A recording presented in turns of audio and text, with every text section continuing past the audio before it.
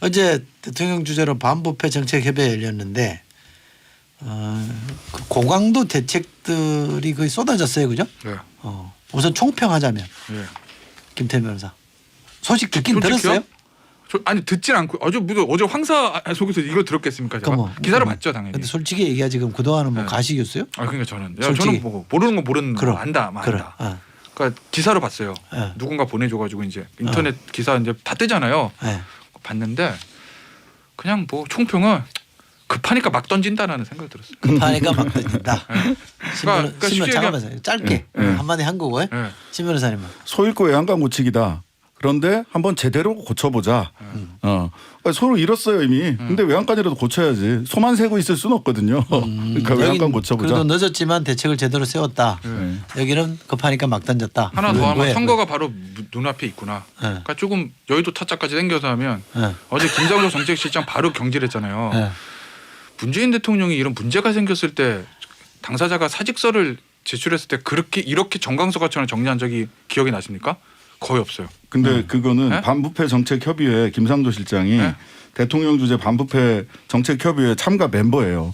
근데 그 의혹이 딱 나왔는데 반부패 정책협의회 김상조 실장이 앉아 있다고 생각을 해보면 이거 하나마나한 그림이 되는 거거든요. 그러니까 그러니까 이 그래도 회의 전에 경질하는 거는 거의 뭐 근데 경질의 속도 그러니까 경질 잘한 거예요 결과적으로. 근데 이렇게 빨리 한 적 별로 없었잖아요 사실은. 변창훈 장관 때도 그렇고 다. 네, 네.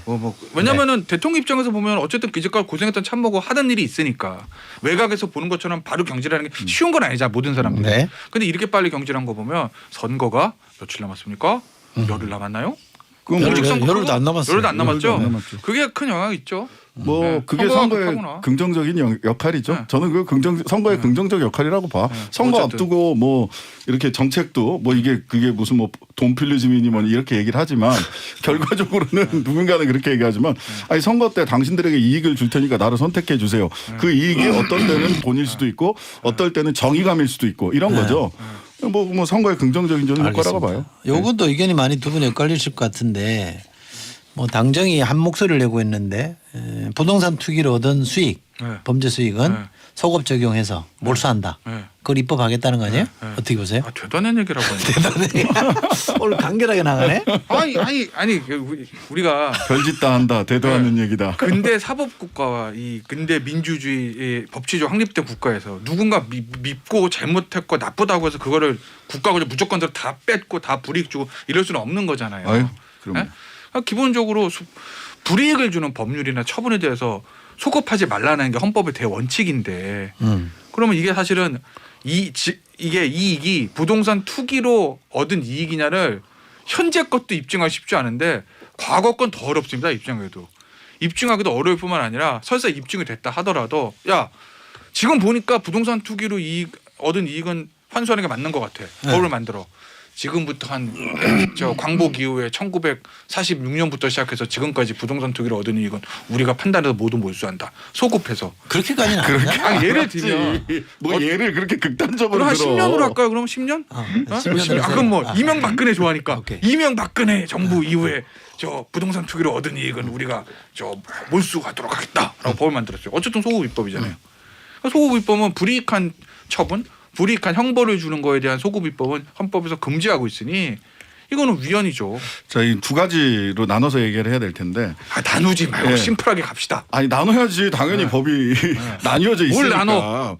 결과는 하나는 이게 좀 어렵게 들리길지 모르겠지만 진정소급 입법하고 부진정소급 입법이라는 게 있어요. 어렵죠. 네. 청취율이 근데 떨어진대 이제 저러면. 진정소급 입법은 이미 다 행위가 끝났어. 이거는 어떻게 하기 어렵다라는 거고 부진정소급 입법은 행위가 아직 안 끝났다. 예를 들면 지금 부동산을 뭐 미공개 정보나 공적 그 자리에 있었던 정보를 가지고 투기를 해가지고 얻었어. 근데 아직도 그걸 보유하고 있어요. 그런 거는 아직 행위가 끝나지 않았으니까 소급해서 처벌할 수 있다라는 게 이제 기본적인 해석 중에 하나고. 네. 그다음에 두 번째는 5.18 특별법이나 친일 그 부역자 재산 환수 같은 경우 지금 얘기했던 헌법이 금지하는 진정소급입법에 해당을 해요. 근데 그럼에도 불구하고 이게 사회적으로 너무나도 중요한 가치가 있다라고 한다면 헌재에서도 그거는 합헌 판결을 했거든요. 그렇다면 지금의 부동산 이슈가 우리 국민들이 봤을 때 사실 헌재는 아다시피 정치적 사법기관이에요. 그냥 대법원이랑 좀 다르단 말이죠.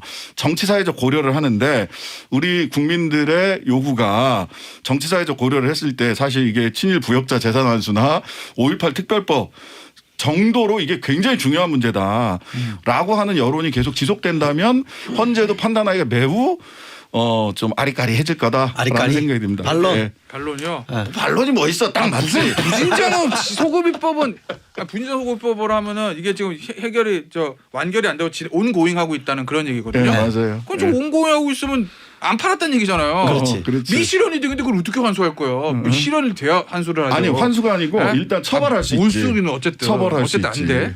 예? 처벌하고 그리고 올수도 할 수 있지. 범죄 수익이니까. 그다음에 제일 중요한 게 이제 뭐 친일 그거 다 환수 답변 안 해. 그러잖아요. 법률적으로 친일 내가 환수 맞잖아. 이런 거. 친일 재산 환수. 근데 우리나라 헌법 전문에 보면은 이제 임시정부의 법통을 계승한다라는 거. 그러니까 친일을 어떻게든 해결을 해야 된다는 게 헌법 전문으로 도도히 흐르고 있어 사실. 그죠? 네. 그리고 5.18 같은 경우는 대한민국 현재 최고의 비극이잖아요. 어떻게든 처벌하는 게 맞죠.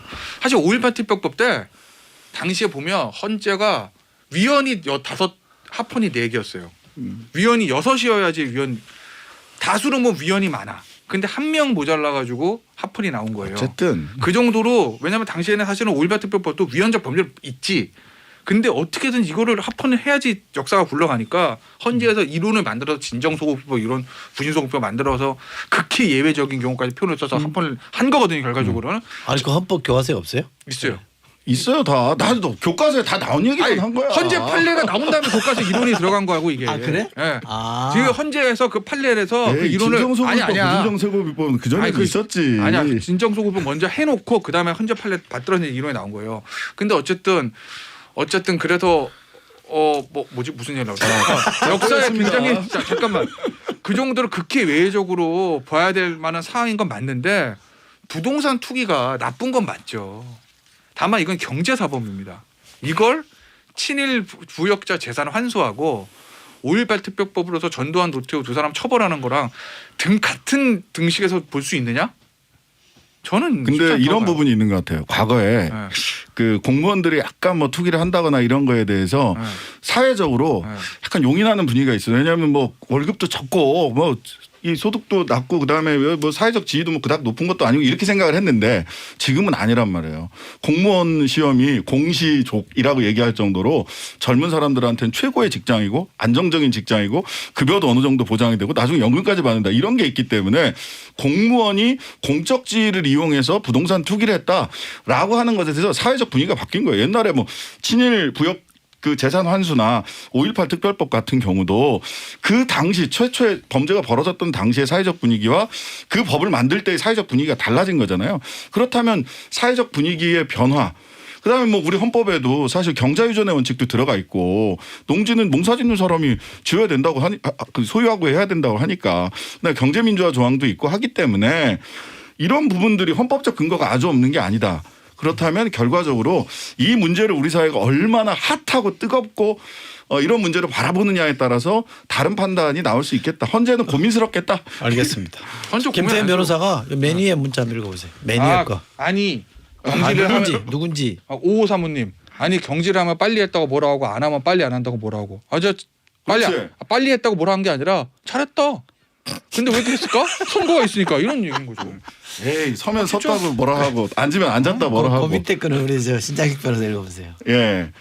이원현님입니다. 정서적 측면에서는 맞는 정책, 하지만 법적 측면에서는 그냥 보여주기 정책. 맞습니다. 맞는 얘기인데요. 근데 이게 이제 정치라는 게 국민의 정서와 감정을 벗어나서 이루어질 수도 없고요. 그 정치를 통해서 입법부에서 또 법안도 만들어지는 거죠. 자. 정치 맞는 거예요. 오병철님. 전두환 씨 돈도 몰수 못하면서 무슨 점점점 하셨고요. 그 밑에 유튜브로 온 거는 김태현 변호사 읽어야 될 것 같아. 이 크로스 체킹의 달인이신데요. 라떼 소희님 왜 안 된다고만 생각할까요? 이렇게 모든 국민의 부동산 문제에 대한 심각성이 하나의 문제로 크게 인식될 때 이렇게 부패적이고 문제가 되는 문제를 개선하고 징벌할 수 있는 징벌책을 모든 방법을 동원해서 함께 방법을 구해야만 합니다. 어떻게 생각하세요? 그러니까 모든 방법을 동원해서 구해야 되는 건 맞는데 그것도 헌법의 틀 안에서 되는 거거든요.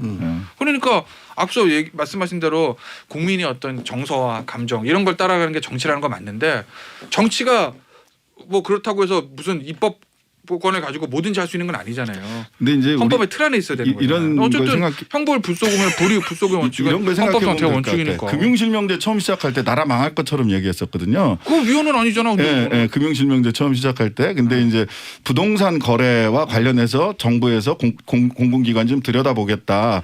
여기서 부정을 제대로 한번 찾아내겠다. 그러면서 이제 처벌까지 이제 소급해서 처벌도 할 수 있다. 이게 이 달라지는 거예요. 사회적 변화가 이제 계속해서 이제 부동산까지 제대로 들여다보겠다라고 가고 있는 거라서 고민스럽겠죠. 헌재에서. 알겠습니다. 저는 네. 뭐 뭐가 100% 고민스러울까? 합헌이다라고 생각하진 않아요. 그럼 결론을 내시라니까 본인이 헌법재판소는 왜 제가 대검 부장의 멤버처럼 기권 이런 거 하지 말고 위헌 합법 쓰라니까 지금. 아니 지금 까리 할 거다 이렇게 아니, 얘기하잖아. 쓰라니까 결론. 까리 할 위헌. 거다. 못 내잖아 결론을 지금. 법조인이 결론을 내야지. 부진정소급법에 대해서는 합헌 결정이 나올 거고 진정소급법까지 간다면 그 부분에 대해서는 아니, 참 헌재가 고민스러울 거다. 부동산 투기 나쁘죠. 저는 제가 정치학을 한 사람이니까 나쁜데 어디가 이거 5.18이랑 같아요. 레벨이. 알겠습니다. 네. 정치학을 한 사람인데 미국의 유명한 그 민주주의 이론가 학자 중에 로버트 달이라고 있어요. 아 들어보셨죠? 알죠. 달 알아요. 네, 달. 책 있다 이만한 거. 네. 그 100세 가까이 사시다가 얼마 전에 작고 하셨는데 그분의 책을 보면 미국은 미국 헌법이 잘 돼서가 아니라 미국 헌법을 끊임없이 정치가 재해석하면서 그렇죠. 발전했다. 네. 그런 얘기 하거든요. 네. 그러니까 해석의 영역은 좀 있는 거 아닌가. 네. 지금 그게 해당되는지 안 될지는 모르겠습니다만 그런 정도로 정리하죠. 네. 괜찮죠? 예, 괜찮. 근데 네. 되게 멋있으시다. 로봇도 다 나오고. 아니, 나도 정치학과 나왔는데. 나는 법대 나는데 알아. 그래 책 이만한 민주주의 뭐 있죠. 네. 네. 민주주의와 그 적들 네. 유명하신 정치학자죠. 읽어보진 않았어요. 저는. 네.